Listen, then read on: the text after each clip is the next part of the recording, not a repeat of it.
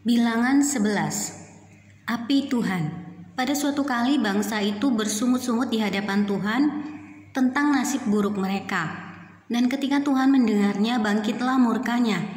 Kemudian menyalalah api Tuhan di antara mereka dan merajalela di tepi tempat perkemahan. Lalu berteriaklah bangsa itu kepada Musa, dan Musa berdoa kepada Tuhan, maka padamlah api itu. Sebab itu orang menamai tempat itu Tabera, karena telah menyala api Tuhan di antara mereka. Tuhan berjanji memberi daging. Orang-orang bajingan yang ada di antara mereka kemasukan nafsu rakus. Dan orang Israel pun menangislah pula serta berkata, "Siapakah yang akan memberi kita makan daging? Kita teringat kepada ikan yang kita makan di Mesir dengan tidak membayar apa-apa, kepada mentimun dan semangka, bawang prei, bawang merah, dan bawang putih. Tetapi sekarang kita kurus kering, tidak ada sesuatu apapun, kecuali mana ini saja yang kita lihat. Adapun mana itu seperti ketumbar dan kelihatannya seperti damar bedolah. Bangsa itu berlari kian kemari untuk memungutnya, lalu menggilingnya dengan batu kilangan atau menumbuknya dalam lumpang. Mereka memasaknya dalam periuk dan membuatnya menjadi roti bundar. Rasanya seperti rasa panganan yang digoreng. Dan apabila embun turun di tempat perkemahan pada waktu malam, maka turunlah juga mana di situ." Ketika Musa mendengar bangsa itu, yaitu orang-orang dari setiap kaum, menangis di depan pintu kemahnya, bangkitlah murka Tuhan dengan sangat, dan hal itu dipandang jahat oleh Musa. Lalu berkatalah Musa kepada Tuhan, "Mengapa kau perlakukan hambamu ini dengan buruk, dan mengapa aku tidak mendapat kasih karunia di matamu, sehingga engkau membebankan kepadaku tanggung jawab atas seluruh bangsa ini? Akukah yang mengandung seluruh bangsa ini, atau akukah yang melahirkannya? Sehingga engkau berkata kepadaku, pangkulah dia, seperti pak pengasuh memangku anak yang menyusu, berjalan ke tanah yang kau janjikan dengan bersumpah kepada nenek moyangnya. Dari manakah aku mengambil daging untuk diberikan kepada seluruh bangsa ini? Sebab mereka menangis kepadaku dengan berkata, berilah kami daging untuk dimakan.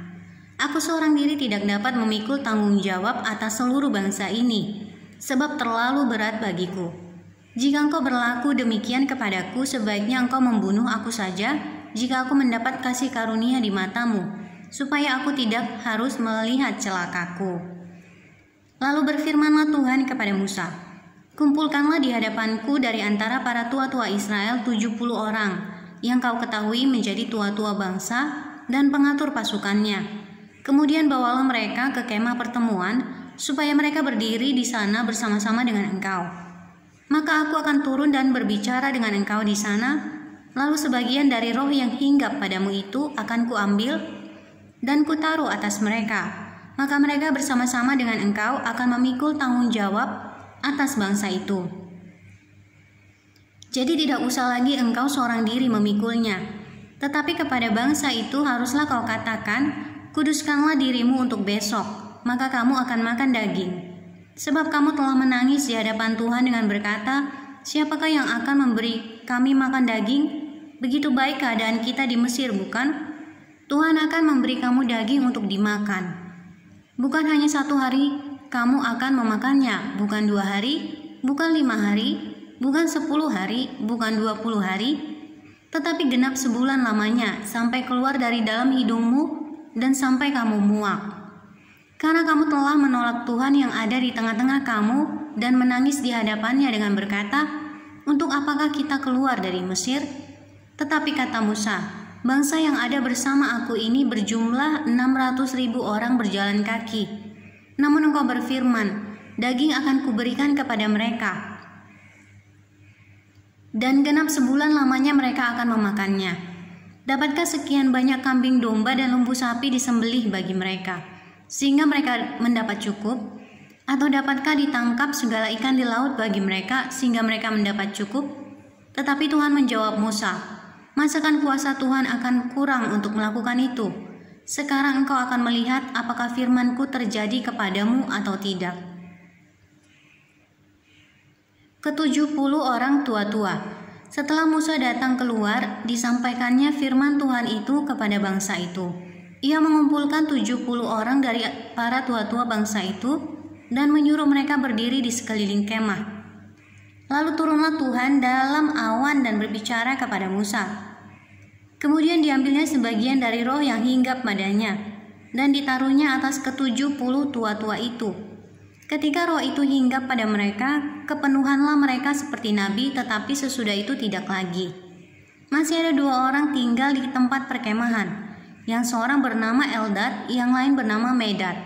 Ketika roh itu hinggap pada mereka, mereka itu termasuk orang-orang yang dicatat, tetapi tidak turut pergi ke kemah. Maka kepenuhanlah mereka seperti nabi di tempat perkemahan. Lalu berlarilah seorang muda memberitahukan kepada Musa, Eldad dan Medad kepenuhan seperti nabi di tempat perkemahan. Maka menjawablah Yosua bin Nun, yang sejak mudanya menjadi abdi Musa. Tuanku Musa, cegahlah mereka. Tetapi Musa berkata kepadanya, apakah engkau begitu giat mendukung diriku? Kalau seluruh umat Tuhan menjadi nabi, oleh karena Tuhan memberi rohnya hinggap kepada mereka. Kemudian kembalilah Musa ke tempat perkemahan, dia dan para tua-tua Israel. Burung puyuh. Lalu bertiuplah angin yang dari Tuhan asalnya. Dibawanyalah burung-burung puyuh dari sebelah laut dan dihamburkannya ke atas tempat perkemahan dan di sekelilingnya. Kira-kira sehari perjalanan jauhnya ke segala penjuru dan kira-kira 2 hasta tingginya dari atas muka bumi. Lalu sepanjang hari dan sepanjang malam itu dan sepanjang hari esoknya bangkitlah bangsa itu mengumpulkan burung-burung puyuh itu. Setiap orang sedikit-dikitnya mengumpulkan 10 homer. Kemudian mereka menyebarkannya lebar-lebar sekeliling tempat perkemahan. Selagi daging itu ada di mulut mereka sebelum dikunyah, maka bangkitlah murka Tuhan terhadap bangsa itu dan Tuhan memukul bangsa itu dengan suatu tulah yang sangat besar. Sebab itu dinamailah tempat itu Kibrot Ta'awa, karena di sanalah dikuburkan orang-orang yang bernafsu rakus. Dari Kibrot Ta'awa berangkatlah bangsa itu ke Hazerot dan mereka tinggal di situ.